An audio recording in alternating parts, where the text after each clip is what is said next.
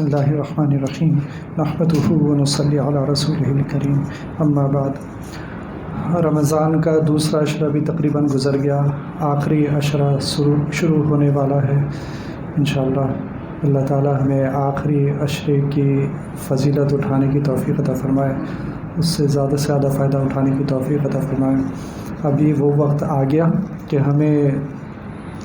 اگر ہم نے اپنی عبادات میں محنت کی تھی اور روزے کو اس طرح رکھنے کی کوشش کی تھی جس طرح رکھنا چاہیے، تو یہ وہ وقت آ گیا جب ہمیں احساس شروع ہو جانا چاہیے کہ مجھ سے اپنی زندگی میں کچھ غلطیاں ہو رہی ہیں اور ان غلطیوں کو ٹھیک کرنے کی ضرورت ہے۔ اپنی زندگی کا جائزہ لینے کی ضرورت ہے کہ میں زندگی کیسے گزار رہا ہوں اور میں کیا کرتا رہا، میرے کاروبار میں مجھ سے کیا غلطیاں ہوتی رہیں، میں اپنے والدین کے ساتھ کیسا سلوک کرتا رہا، میں اپنے فیملی کے ساتھ کیسا سلوک کرتا رہا اور مجھ سے غیبت ہوتی رہی، میں غصے کا ناجائز اظہار کرتا رہا۔ بہت ساری غلطیاں ہیں جو ہم سے ہوتی ہیں۔ تو اب اگر میں نے عبادات کسی بہتر طریقے سے کی تھی تو اس وقت مجھے احساس ہونا شروع ہو جانا چاہیے کہ اب مجھے اپنی زندگی کو بدلنے کی ضرورت ہے۔ اور یہ جو آخری 10 دن آ رہے ہیں، اس میں اب اگر پہلے 20 دن کچھ محنت کم کی تھی تو یہاں میں کوشش کروں گا کہ زیادہ سے زیادہ ان 10 دنوں سے فائدہ اٹھانے کی کوشش کروں۔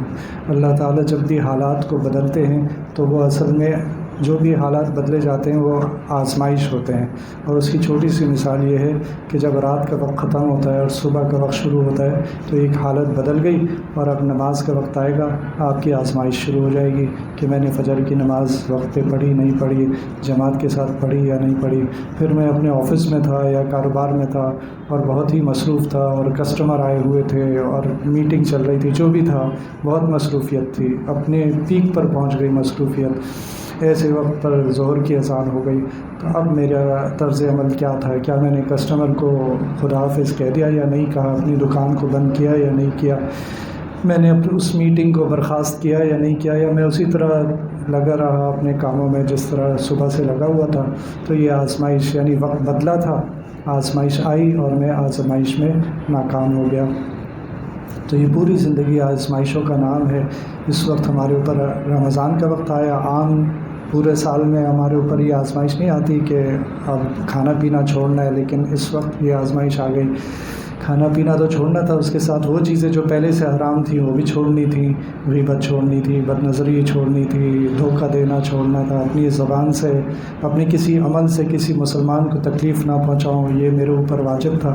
لیکن اس مہینے میں اگر میں نے ان باتوں کا خیال نہیں کیا تو یہ آزمائش میں پوری طرح کامیاب نہیں ہوا۔ ہاں، میں فاقے سے رہا، میں نے پانی نہیں پیا اور کچھ چیزیں چھوڑ دیں، لیکن وہ جو فائدہ اٹھانا تھا وہ میں نہیں اٹھا سکا۔ تو اس بات کا احساس کرنے کی ضرورت ہے کہ یہ 10 دن جو اب رہ گئے ہیں ان میں ہم زیادہ سے زیادہ محنت کر لیں۔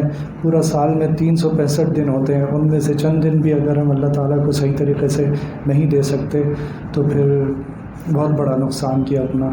تو اللہ سبحانہ و تعالیٰ فرماتے ہیں رمضان کے بارے میں اور روزے کے بارے میں کہ روزہ میرے لیے ہے اور میں ہی اس کی جزا دوں گا۔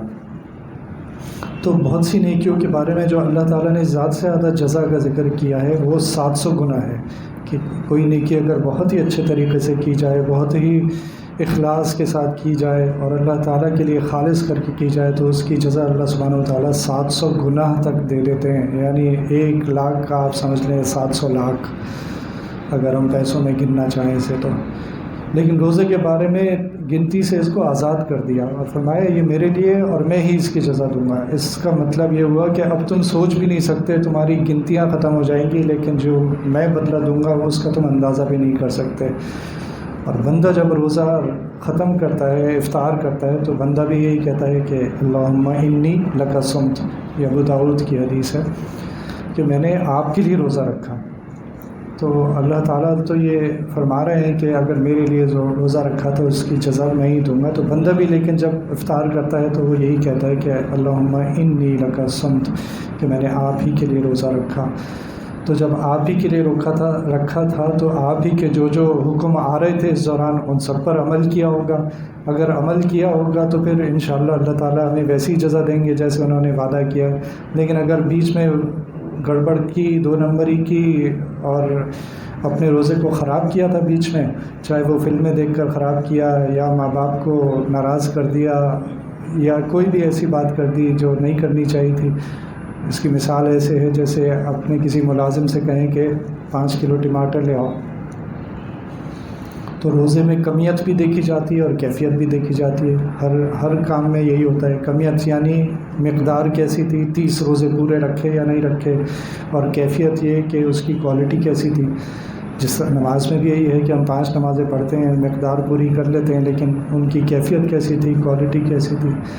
تو اسی طرح اگر کسی نے ٹماٹر کے لیے اپنے ملازم کو بھیجا اور وہ 5 کلو تو لے آیا، لیکن 5 کلو ٹماٹر میں کیڑا لگا ہوا تھا، تو اب ملازم کی تعریف کی جائے گی یا ملازم کے اوپر غصہ کیا جائے گا؟ تو ہمیں بھی یہ دیکھنا ہے کہ ہم 30 نمبر پورے تو کر لیں گے، لیکن ان کی کوالٹی کیسی تھی، کمیت کیسی تھی، اس کا ہم نے خیال کیا ہے یا نہیں کیا۔ ہمیں اس بات کا احساس ہونے لگا کہ اللہ مجھے دیکھ رہے ہیں، صرف میرے خالی پیٹ کو نہیں دیکھ رہے ہیں، میری زبان کو بھی دیکھ رہے ہیں، میری آنکھوں کو بھی دیکھ رہے ہیں، میرے کانوں کو بھی دیکھ رہے ہیں، ان سب کی مجھے حفاظت کرنی ضروری ہے۔ تب تو انشاءاللہ روزے کا اس طرح حق ہو جائے گا کسی حد تک، جو اللہ تعالیٰ کی عبادت کا جو حق ہے وہ کسی حد تک تو ادا ہو جائے گا، اور ہم اللہ تعالیٰ سے امید رکھ سکتے ہیں کہ اللہ تعالیٰ ہمیں اس کی جزا دیں گے اور بے حساب دیں گے انشاءاللہ۔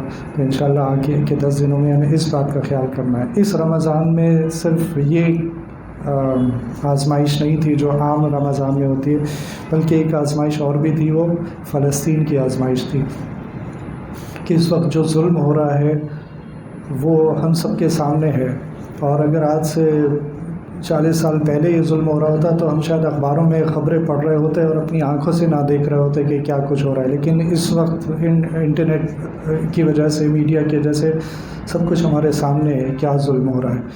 تو اس وقت جو رمضان کی آزمائش ہے وہ پہلے سے بھی بڑھ کر ہے، اور ایک سوال جو اللہ تعالیٰ اس رمضان کے حوالے سے ہم سے کر سکتے ہیں جب ہم اللہ سبحانہ وتعالیٰ کے سامنے کھڑے ہوں گے، وہ یہ کہ تم نے کیا کیا۔ تو تم نے روزہ تو رکھا تھا، لیکن اپنے مظلوم بھائیوں کے لیے تم نے کیا کیا۔ تو وہ 5 چیزیں جو ہم اگر کر لیں تو ایک بڑی آزمائش سے بچ سکتے ہیں۔ اور یہ بڑی آزمائش میں اس لیے کہہ رہا ہوں کہ وہ جو فلسطین کے لوگ ہیں ان کی آزمائش بہت بڑی ہے کہ ان کی جانیں بھی جا رہی ہیں، ان کے بچے معذور ہو رہے ہیں، بچے بھی شہید ہو رہے ہیں، بڑے بھی شہید ہو رہے ہیں، یہ سب کچھ ہو رہا ہے، بھوک ہے، پیاس ہے، یہ سب کچھ ہو رہا ہے، لیکن اس آزمائش کے مقابلے میں چھوٹی ہے جو اللہ سبحانہ وتعالیٰ کے سامنے روز حشر میں ہوگی۔ جب ہم اللہ تعالیٰ کے سامنے کھڑے ہوں گے وہ آزمائش اتنی بڑی ہوگی، یہ آزمائش اس کے سامنے بہرحال چھوٹی ہے۔ تو ہمارے لیے تو ابھی کرنے کا اتنا بڑا کام نہیں ہے فلسطین کے حوالے سے کہ اگر ہم وہ 4-5 چیزیں کر لیں کہ ہم اللہ تعالیٰ کے سامنے کھڑے ہو کے کچھ تو کہہ سکیں کہ میں نے یہ کیا تھا، میں نے یہ کیا تھا، میں نے یہ کیا تھا۔ وہ 4-5 کام جو ہے نا وہ یہ ہے کہ سب سے پہلے یہ کہ میں اپنے اندر یہ جذبہ اور یہ نیت رکھوں کہ اگر میری ضرورت پڑی تو میں پیچھے نہیں ہٹوں گا، چاہے مجھے اپنی جان دینی پڑے۔ یہ جذبہ ہر مسلمان کو رکھنا ضروری ہے کہ اگر میری ضرورت پڑی تو میں پیچھے نہیں ہٹوں گا۔ تو پیچھے ہٹنے والے کون ہوتے ہیں؟